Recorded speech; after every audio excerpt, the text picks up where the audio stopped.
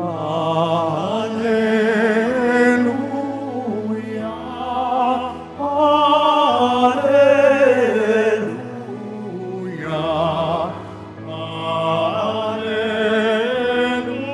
Alleluia, Alleluia.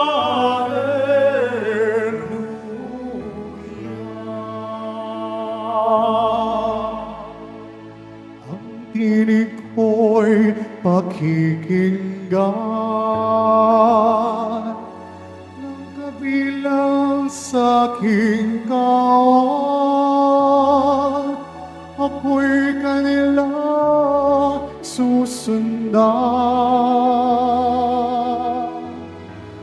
Alleluia, Alleluia, Alleluia, Alleluia.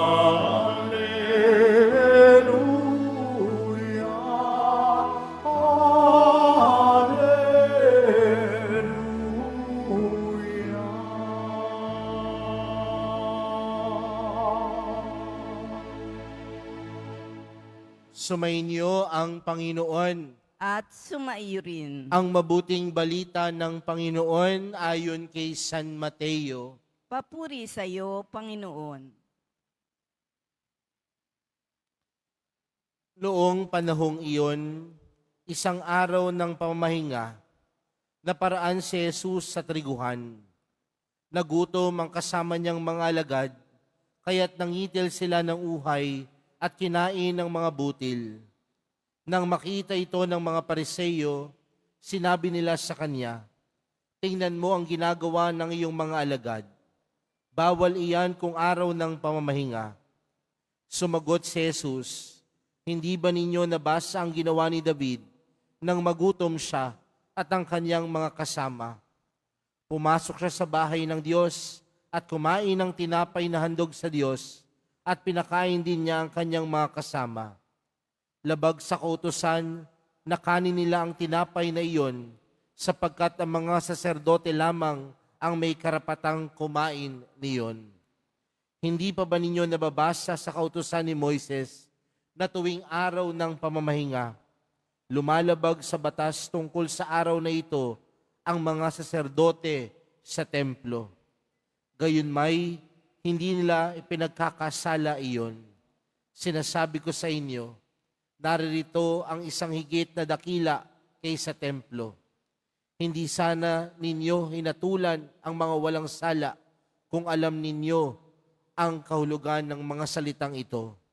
Habag ang ibig ko, hindi hain. Sapagkat ang araw ng pamamahinga ay nasa ilalim ng kapangyarihan ng anak ng tao."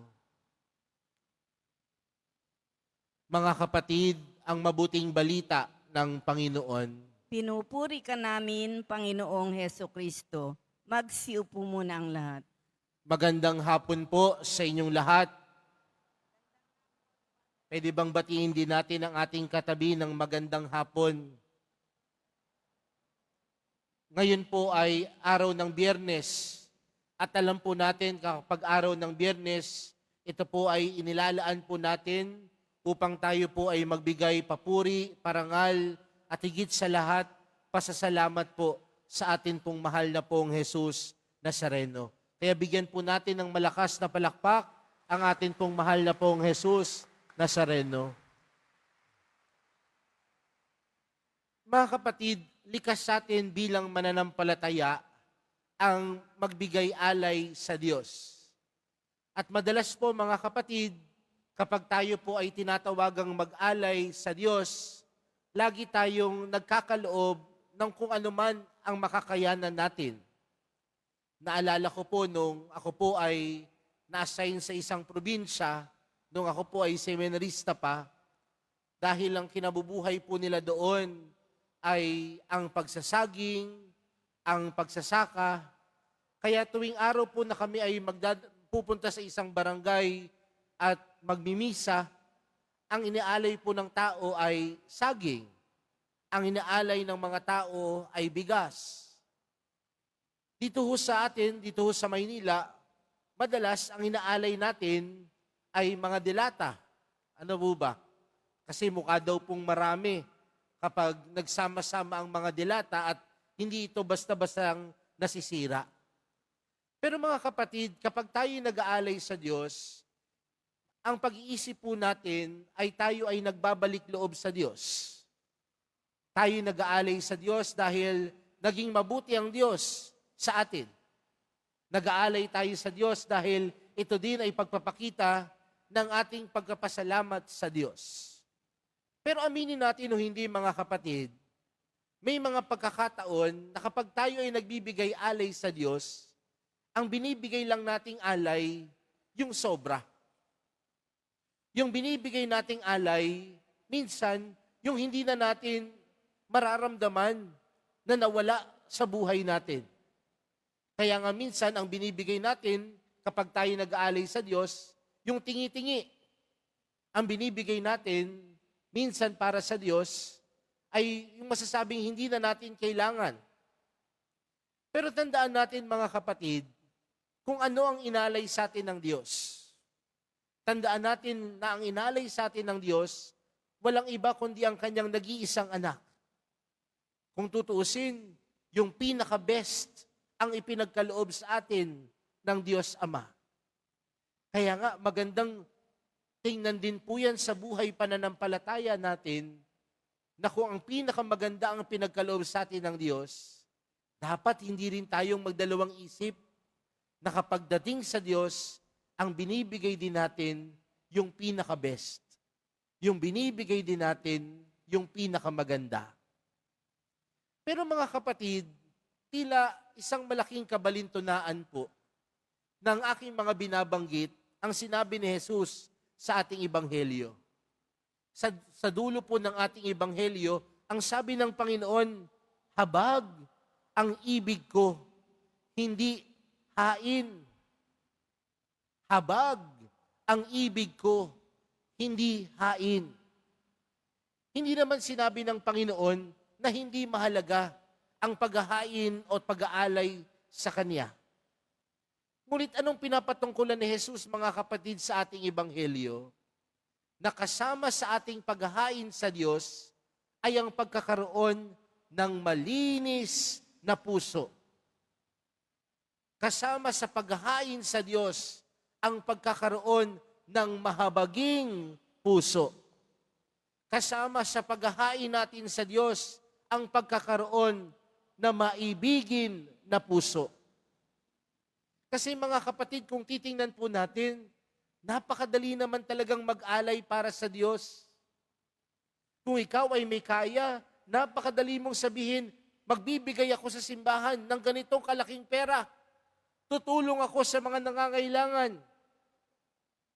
Pwede rin naman natin sabihin, tuwing Biyernes, Father, magpapamisa ako. Mag-aalay ako ng misa.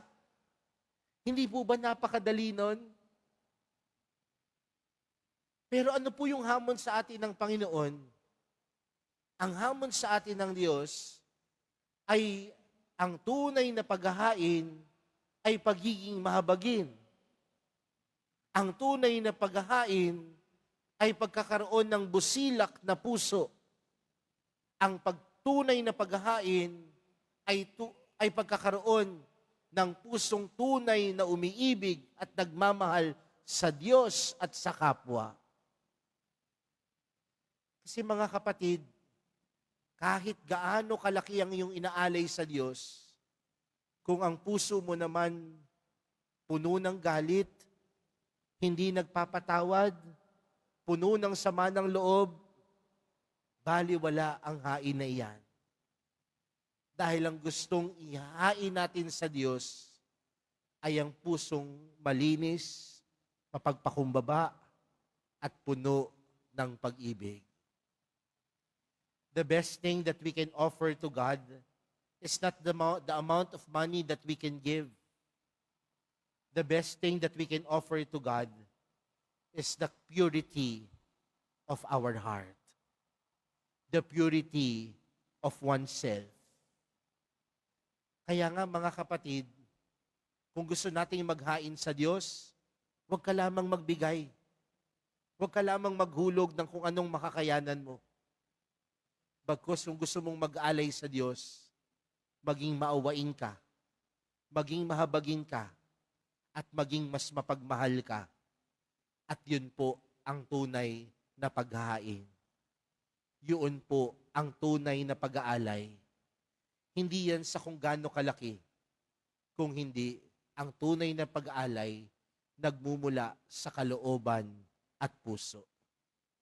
Kaya mga kapatid, sa araw na ito, magandang tanungin ang ating mga sarili, ano kaya ang may alay natin sa Diyos? Kung ang Diyos, inalay niya ang kanyang anak para iligtas tayo, para ipakita niya ang kanyang pagmamahal para sa atin. Tayo po kaya, ano kaya ang may alay natin sa Diyos? Pinapaalala sa atin ng Panginoon, habag ang ibig ko, hindi hain. Amen.